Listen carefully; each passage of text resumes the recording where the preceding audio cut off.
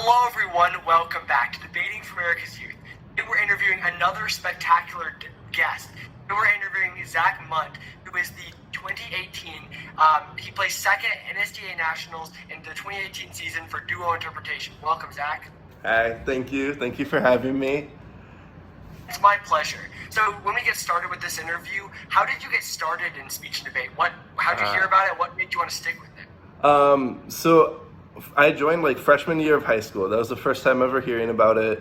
I remember some people from the speech team like came into our classroom and was like, hey, like this is what speech is, like we'd love for you to join. And I was like, okay, that sounds really fun because I liked acting. And they also brought in like a Nats trophy, and I was just like, wow, I'd love to have a trophy like that, which was not the reason I stayed in it, but like a cool reason to join because I was like, oh, cool. And then, so my first 2 years were terrible. I didn't final, I finaled one time in 2 years, and it was rough. I did drama freshman year, and then sophomore year I did a duo, and then I think I put up a great speeches near the end, but neither of them were like great. So freshman and sophomore year were rough, but junior year I started doing well and traveling, and then senior year I started doing well and traveling again, or like kept doing well, I guess.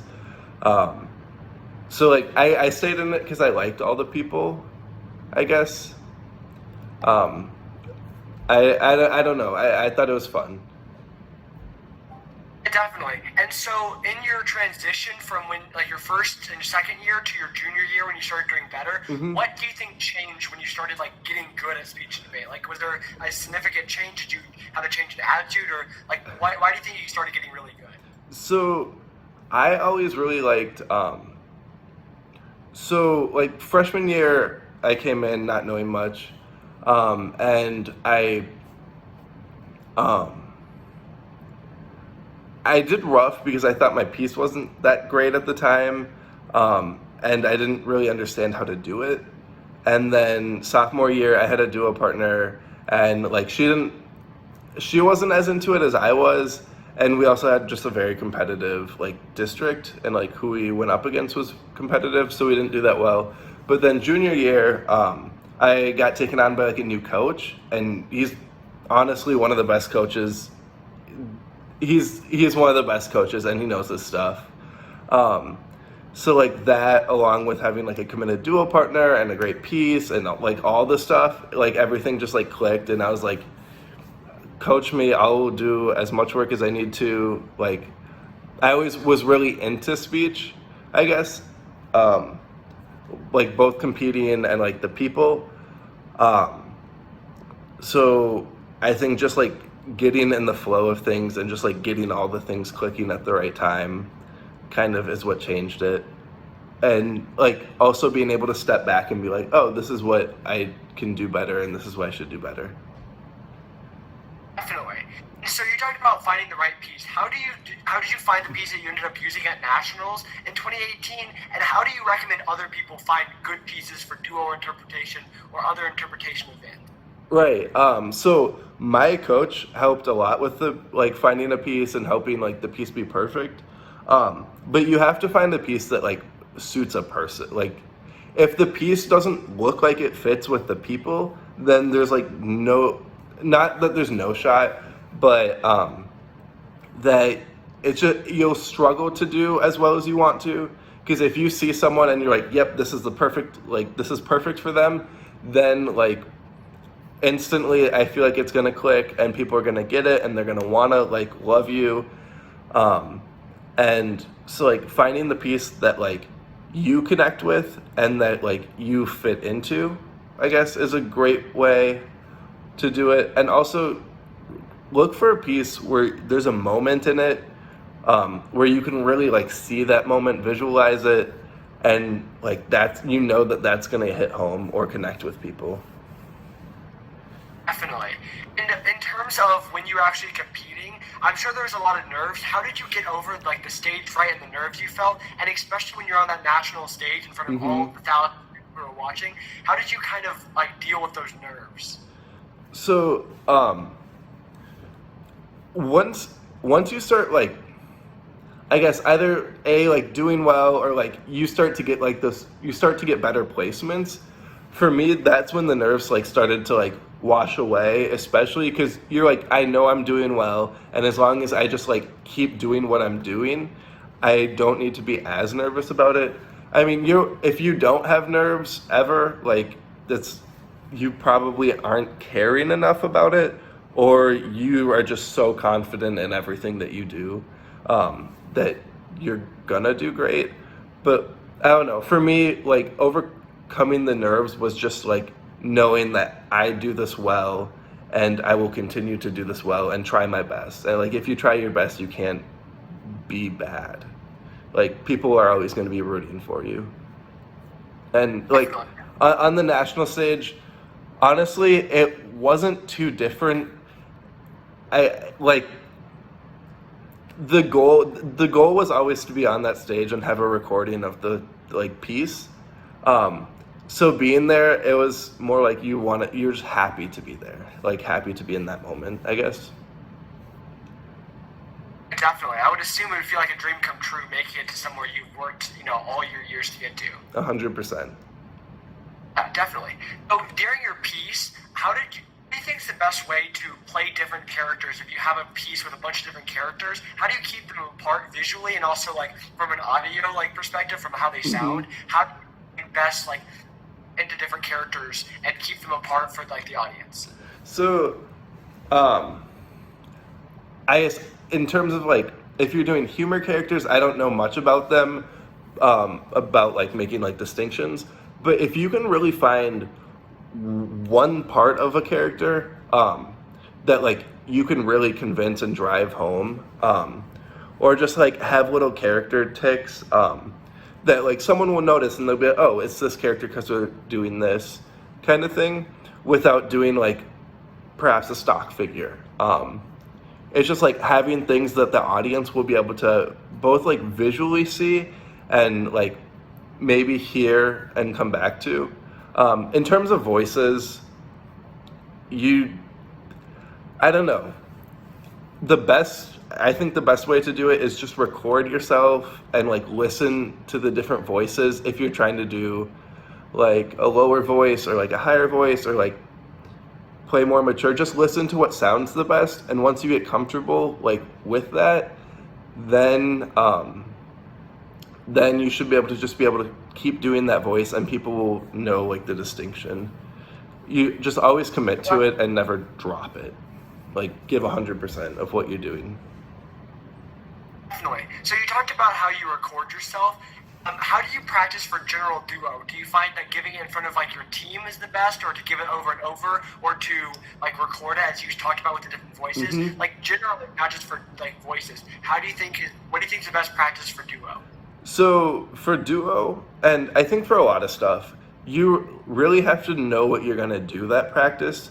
Like if you're just running through your piece over and over, like and not planning on making, if you don't know what change you're gonna make and you're just running through the piece, that's where you're gonna run into problems.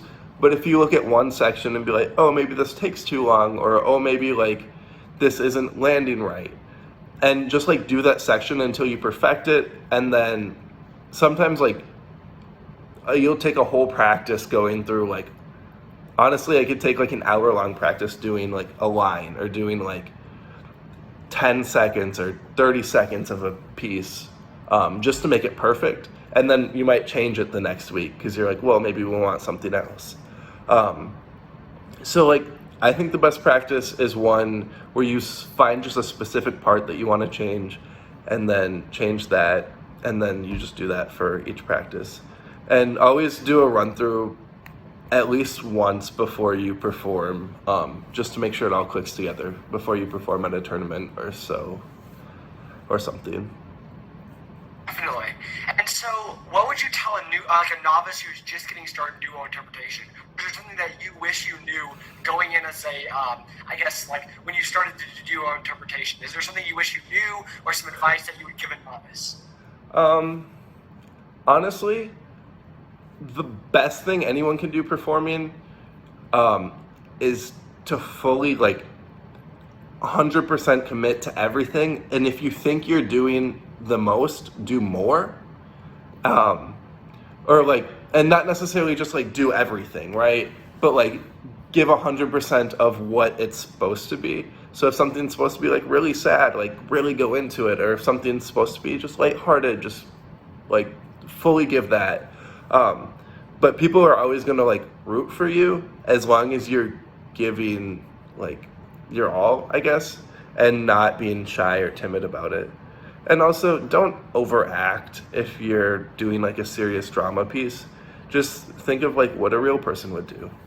And that's what I think I care about the most in a performance, is like a realness. Unless you're doing a more like technical heavy piece, then like balance out the realness and like the movement just so that it lands. And like you want people to connect to it. Definitely.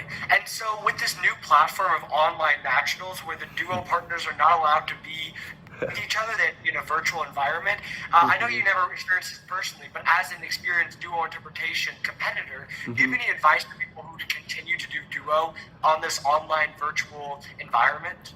Honestly, and I don't like fully, I don't know fully all the rules, but I think it would be really cool. There is some like tech and movement and cool stuff that you can do with a camera. And being that it's the first time people are gonna do this, figure that out and do something that's gonna make people go, wow. Because it's definitely gonna be a challenge to connect with people like over a camera and stuff. But you have to get the audience looking, because I think being behind a screen, it's easier for your attention to wander and just like not be focused on the performance. But if you can do something really cool, you'll be able to make people not look away. And I think ultimately that's the goal. And because it's a recorded performance, just like make sure that when you do it, it's like perfect. Because if you're going to Nats with this, or like a national tournament with it, you should like submit something that you were proud of, and like that you want to do well, because it's not going to be perfect. Like it'll never be perfect, but you only get this one shot, or maybe you get to come back and you're lucky for that. But don't just do it because it has to be done. Like give your all. I completely agree. I think that that's important for no matter what your event you're doing. So, in conclusion, this is the last question, is now that you're out of the high school speech and debate community as a competitor, is there anything looking back that you would like to say to the speech and debate community, or like people have taken this question to talk about things that they would like to see their speech and debate community improve on, or thank the speech and debate community for something, like hopefully a lot of people are going to watch this interview. Is there anything you would like to say to the people watching right now? So people just always have to remember that speech and debate is its own world, right? Like you're going to all these tournaments, and once you get out of it, you might not be as actively involved in that world. So don't fully lose yourself like doing it, because eventually it's going to come to an end. So yes, give everything, but don't lose like a hold of who you are trying to do it. And like it's not the end of the world if you miss a tournament, or if like you get a bad score, or you get some bad scores, because ultimately like eventually it's going to end, and like that's okay, you know. So yeah, just like be yourself in it, and just don't take anything too seriously. I agree. I think a lot of people have come at this question to talk about like people getting way too caught up in the numbers and the rankings of speech and debate, when at the end of the day, enjoying it and meeting the people you meet at the local tournaments and at the national tournaments, that can mean a lot more long term than a certain speaker score at a certain tournament. I completely agree with what you're saying. Yeah, and going back, I've judged a few tournaments, and so sometimes like there's no clear difference.